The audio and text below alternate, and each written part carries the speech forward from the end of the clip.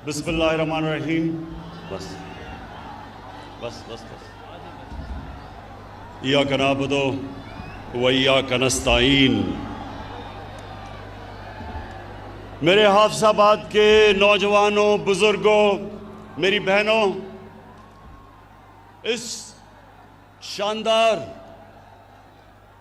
इस्तकबाल का मैं आपका शुक्रिया अदा करता हूं। बहुत बहुत शुक्रिया। मैं आज सबसे पहले शौकत और आपके वालिद मेहदी भट्टी आपको मुबारक देता हूं, खराज तहसीन पेश करता हूं कि आज आपने ये ऑर्गेनाइज किया इतना बड़ा जलसा।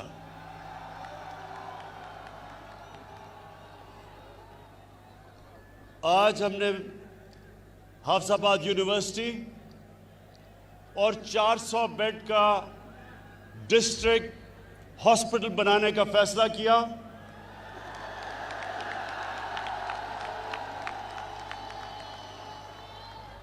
और इंशाअल्लाह ये हम जल्दी से जल्दी इसलिए बनाएंगे कि ये यूनिवर्सिटी भी और हॉस्पिटल भी ये आपकी ज़रूरत है और ये हमारा फ़र्ज़ है कि हम ये आपके लिए बनाएं।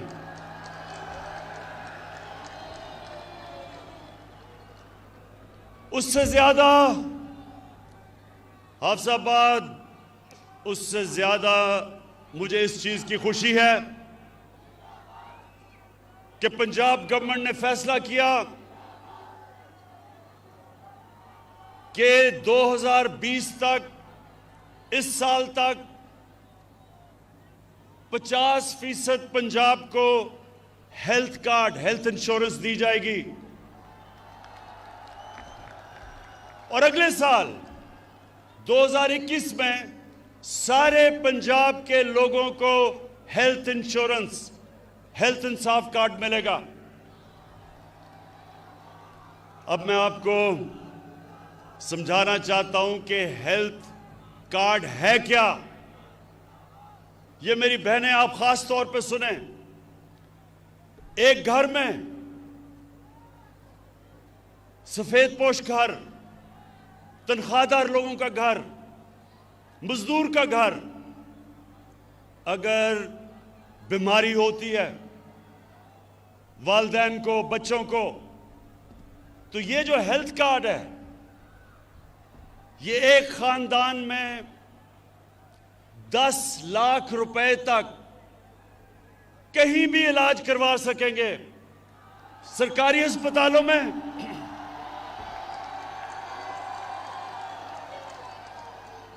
या किसी भी प्राइवेट हॉस्पिटल में।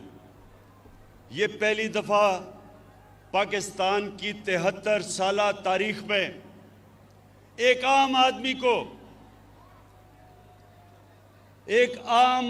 को एतमाद होगा कि अगर घर में बीमारी होती और पैसे नहीं, हमारे पास हेल्थ इंश्योरेंस होगी। मैं आपको ये बता चलूं हाफिजाबाद के लोगों कि दुनिया में अमीर तरीन मुल्कों में भी इस तरह की हेल्थ इंश्योरेंस नहीं होती जो आज पाकिस्तान में हमने फैसला किया कि केपी और पंजाब में हम लेके आए।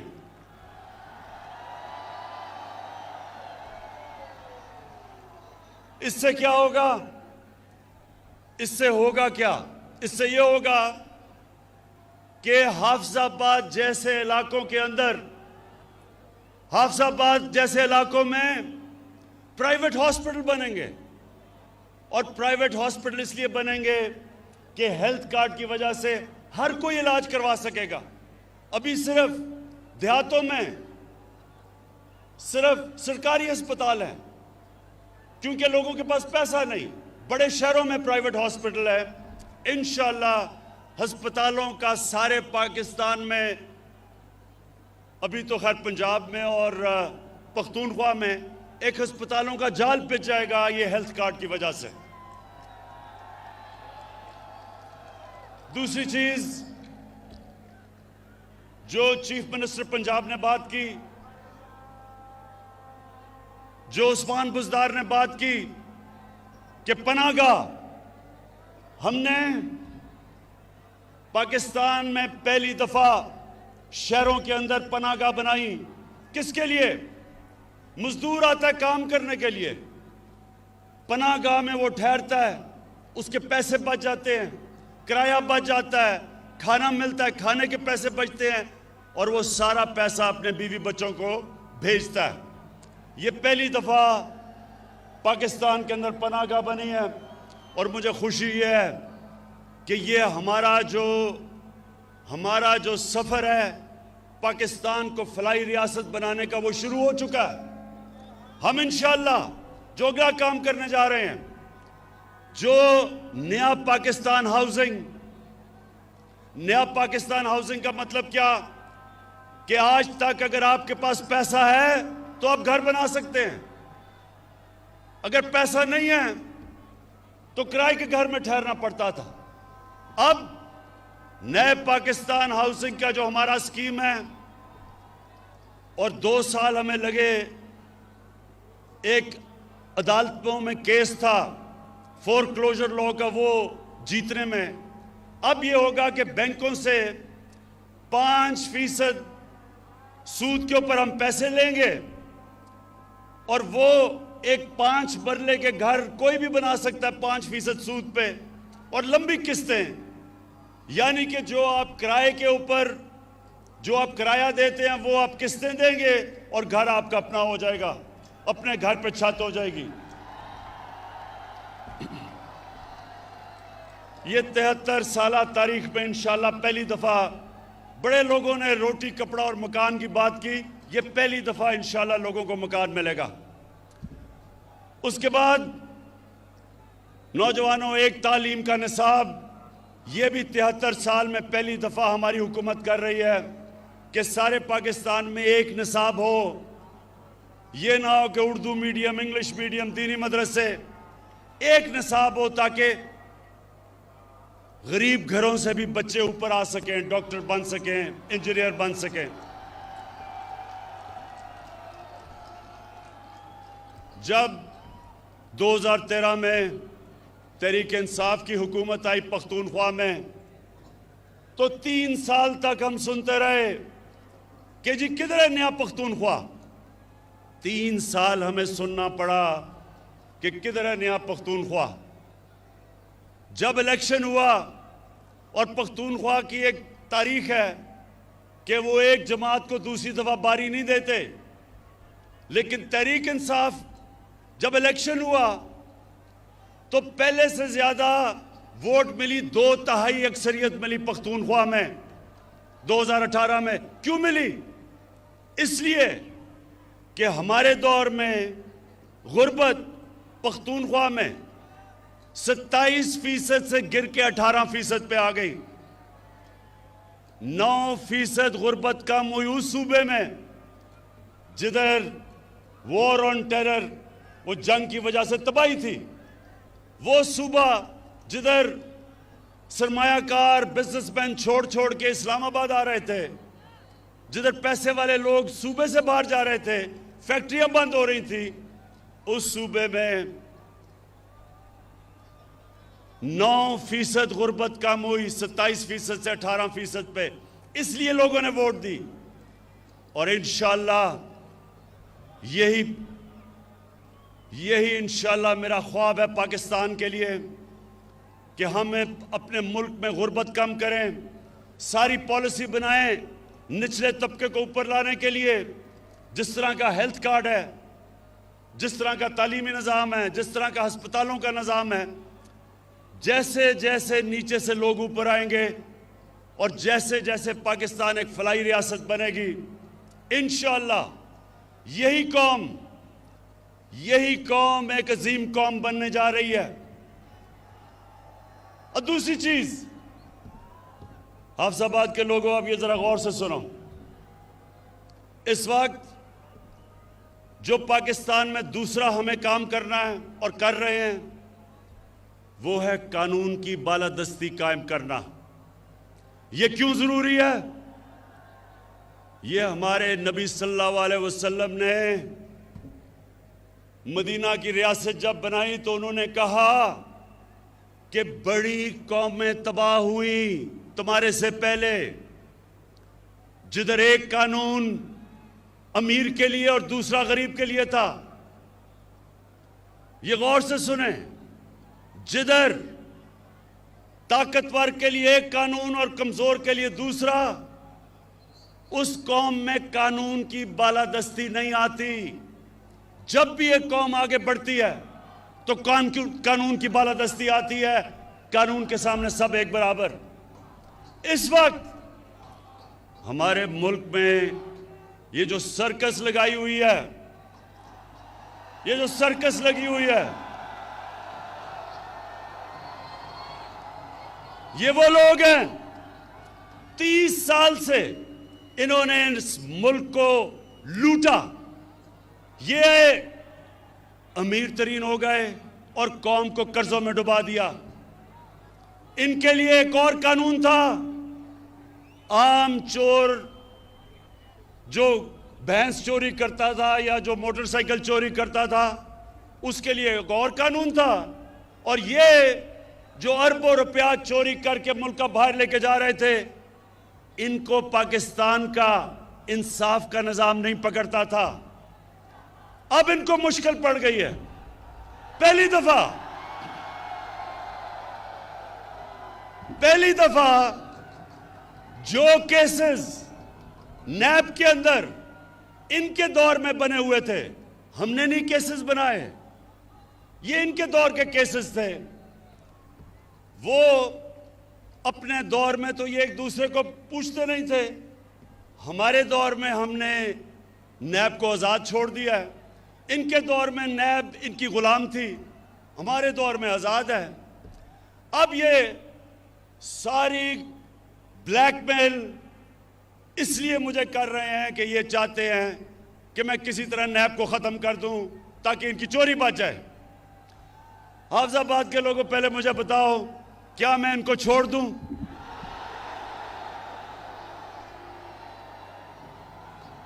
कहीं आपको इनके ऊपर तरस तो नहीं आ रहा? वो जब नवाज शरीफ की शक्ल आपने देखी कि जी बीमार हो गया, वो पता नहीं जिंदा भी रहेगा या नहीं। बड़े लोगों ने मुझे कहा, इमरान खान ये तुम क्या कर रहे हो, बेचारा मर ही ना जाए, पता नहीं जहाज पे भी चढ़ेगा या नहीं। हमारी कैबिनेट में भी एक दो ख्वातीन, उनके भी आंखों में आंसू आ गए इसकी शक्ल देख के। जैसे ही लंदन गया, लंदन की ऐसी हवा लगी कि सारी बीमारियां खत्म हो गई। तो ये जो सब इकट्ठे हैं, मैं इन सारों को आज पैगाम देना चाहता हूं कि देखें, आज तक आपका उन लोगों से मुकाबला था, या वो उनको अपनी कुर्सी की ख्वाहिश थी, या वो आप ही की तरह करप्ट थे। आज आप सबका मुकाबला इमरान खान से है। एक वो इंसान जिसको अल्लाह ने मुकाबला करना सिखाया है। मैं आज आप सबको कह रहा हूं कि आप जो मर्जी कर लें, जितने मर्जी जलसे करने हैं कर लो, लेकिन जब तक आप इस मुल्क का लूटा हुआ पैसा वापस नहीं करेंगे, आपको नहीं छोड़ूंगा।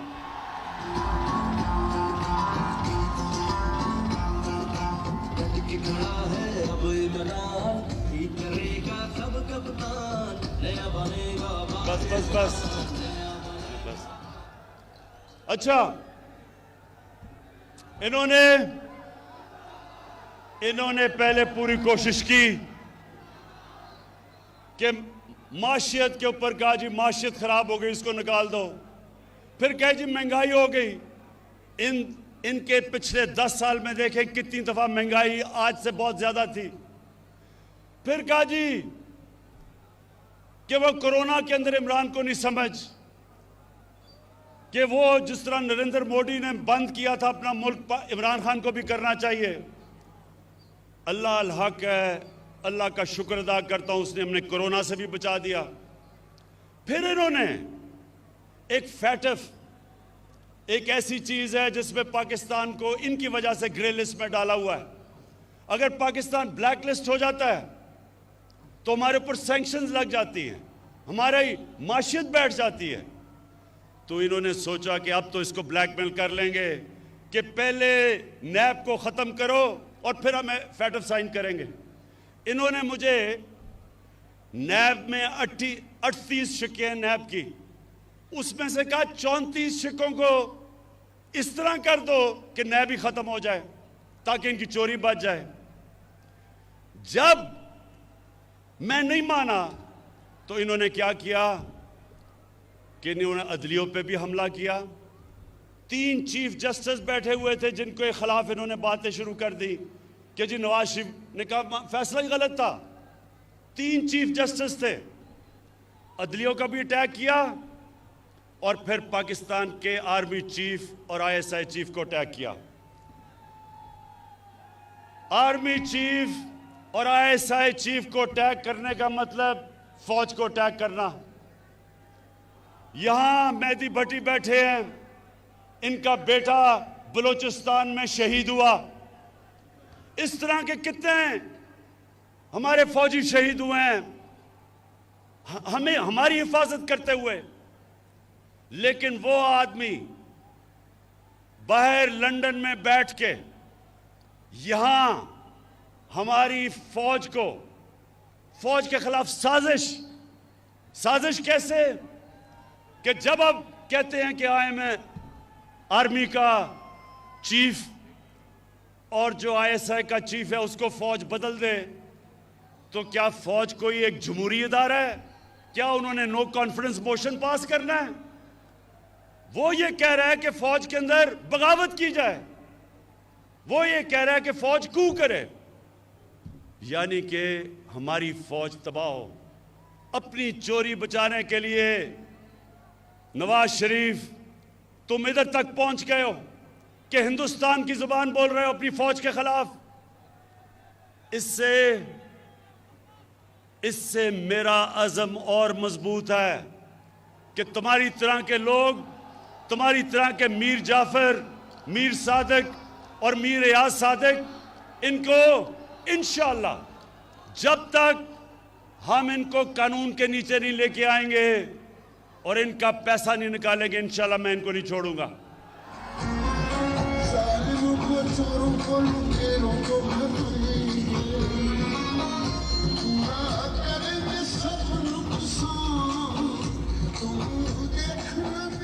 अच्छा, और ये जब सर्कस इनकी लगती है उसमें हर किस्म के लोग होते हैं। एक ऐसा आदमी है जो कि कहता है इमरान खान की वजह से इस्लाम को खतरा है। मैं उनको एक पैगाम देना चाहता हूं और हाफिजाबाद के लोगों, आप इसकी गवाही देना। आज तक पाकिस्तान की 73 साल तारीख में, हाँ मैं इसी की बात कर रहा हूं, कि डीजल ये कहता है कि इमरान की वजह से इस्लाम खतरे में है। मेरी वजह से इस्लाम खतरे में नहीं है, आपकी तरह के लोगों की वजह से इस्लाम खतरे में है। मैं आज चैलेंज करता हूं, पाकिस्तान की 73 साल तारीख में किसने आज तक अपने नबी सल्लल्लाहु अलैहि वसल्लम का, उनका जो मौक़िफ़, उनके लिए कौन इस तरह इंटरनेशनल स्टेज पे खड़ा हुआ है मेरे अलावा? चैलेंज करता हूं आपको।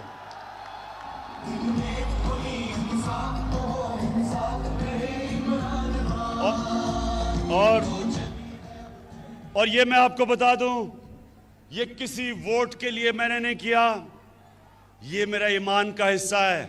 हमारे नबी सल्लल्लाहु अलैहि वसल्लम हमारे दिलों में बसते हैं।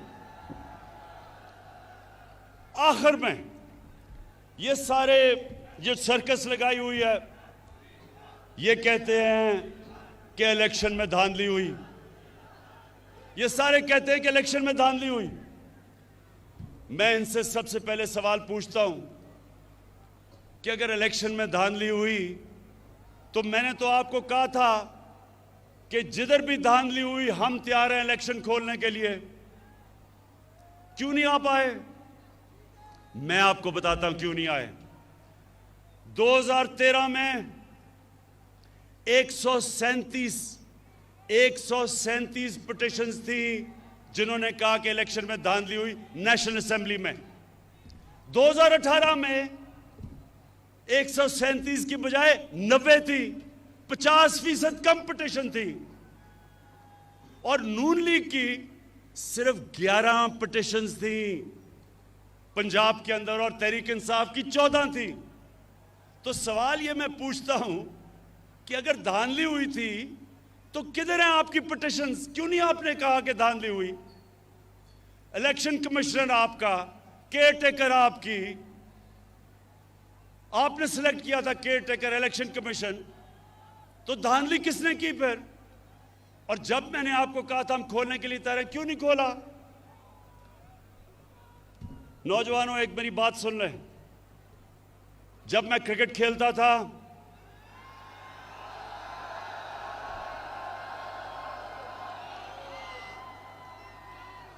तो मेरे दौर में अपने अपने अंपायर होते थे। जो मुल्क होता था जिधर आप क्रिकेट खेलने जाते थे उनके अपने अंपायर थे। तो ज्यादातर जब टीमें हारती थी दूसरे मुल्क में तो वो कहती थी अंपायरों ने हमें मैच हरा दिया।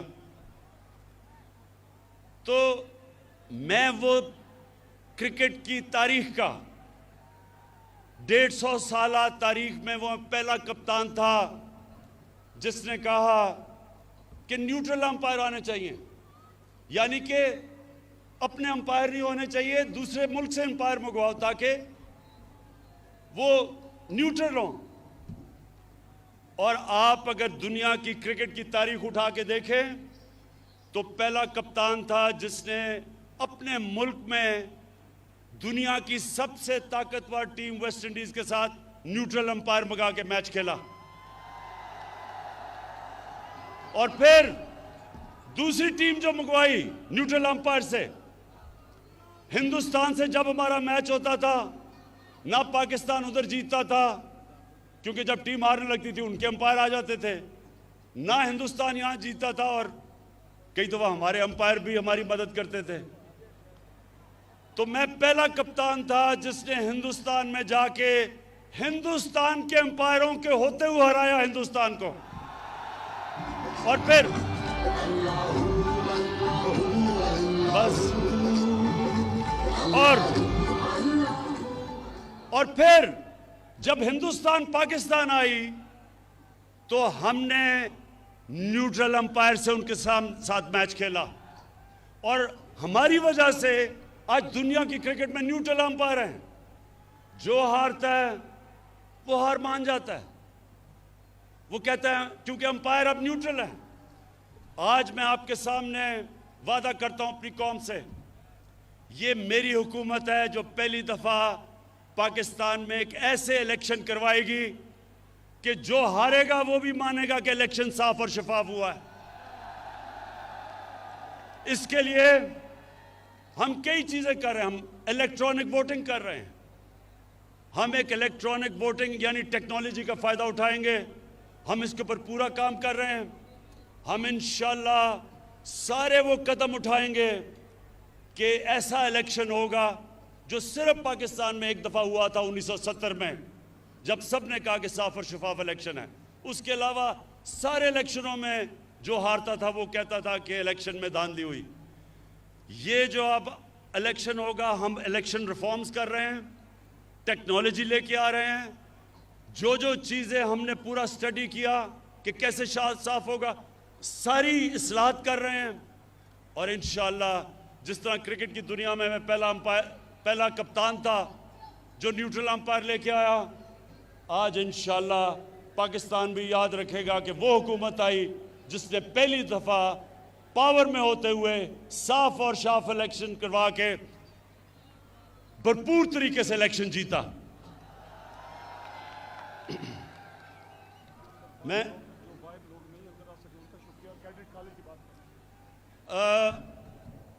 शौकत ने मुझे कहा है कि अभी लोग बहुत बाहर खड़े हैं जो अंदर नहीं आ सके, उनको भी मैं उनका शुक्रिया अदा करता हूँ, खुशामदीद कहता हूँ उनको। और मैं आखिर में ये फिर कहता हूँ कि हमने सारे जो इलाके हमारे पीछे रह गए थे और हाफिजाबाद भी पीछे रह गया था, हम आपके लिए पूरा काम करेंगे। आपके लिए यूनिवर्सिटी, आपके लिए DHQ बड़ा 400 बेड का हॉस्पिटल, और इंशाल्लाह ये जो कैडेट कॉलेज चाह रहे हैं, इंशाल्लाह एक कैडेट कॉलेज के ऊपर भी हम काम शुरू करेंगे। बहुत बहुत शुक्रिया।